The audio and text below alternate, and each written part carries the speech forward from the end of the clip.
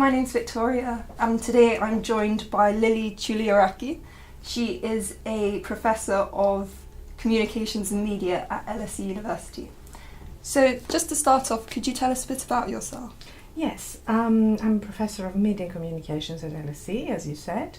I have a background in social semiotics and discourse analysis, and my interest has been for the past 15 years, perhaps a little bit more, on the question of human vulnerability, human suffering, as a problem of communication. How do we communicate the body in need? How do we communicate those who suffer?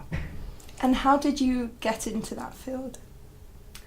One of the main reasons for that is because I could see that television in all the different countries I lived or visited had a particular selecting filter through which it would show the suffering of people far away.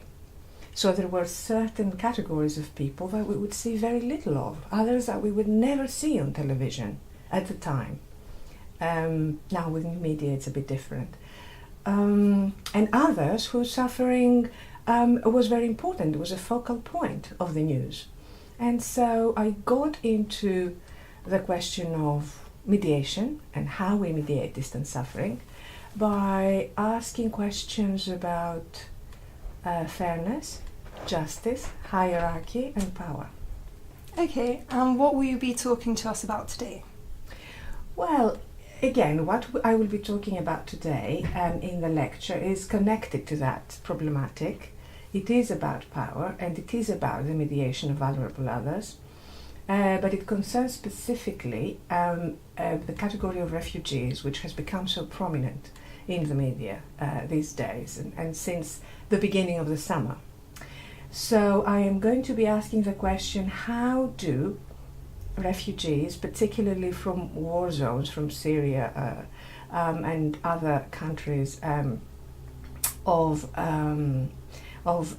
the East, like Afghanistan or Pakistan, come to Europe through the sea, through the Aegean Sea, and how that journey and their encounter with European citizens and European lands is being mediated.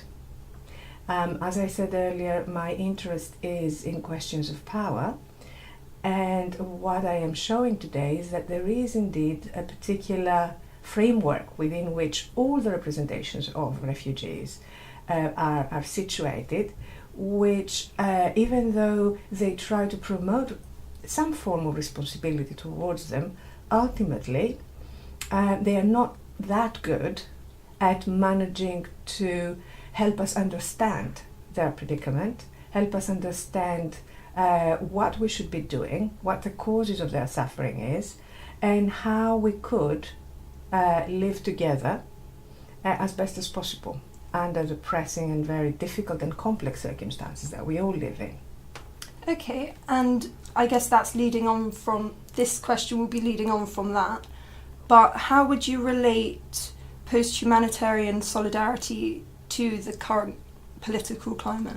Yes, but first we need to explain what post-humanitarian solidarity is, and I would say that this is a term that I started working on in my previous research project, which tried to address the question of how human suffering is communicated today, how it was communicated in the past, within the field particularly of humanitarian communication. And there I actually started looking also at human rights communication, because at the level of communication and mediation, those two fields, despite their differences, converge.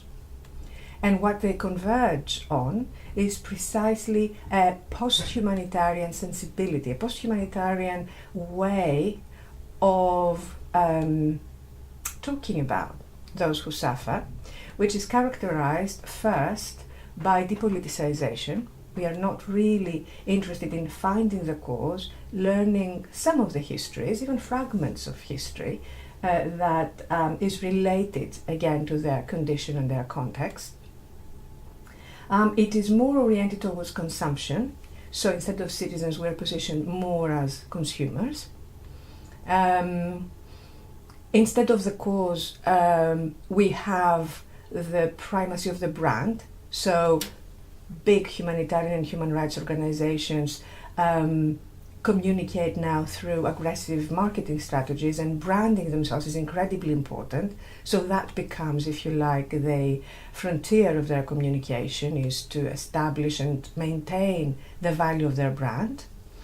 And finally, within that marketized, depoliticized environment, we also have an increasing disappearance, I would say, of distant others from the field of communication. So they matter less and less. Sometimes we don't even see them. An example of that is the ways in which celebrities, contemporary celebrities, communicate humanitarian and human rights messages.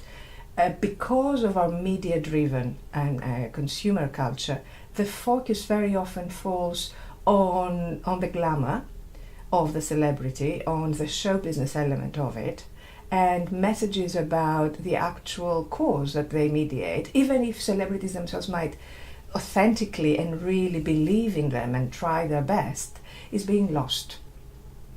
So post-humanitarianism is a particular sensibility, civil sensibility of us connecting with important questions of justice in the world, in a framework that still recognizes the importance of those issues, but does not take politics into account, prioritizes branding, takes the sufferers outside the framework, and the final important thing is, relies very much on digital media. Okay, thank you very much. You're very welcome.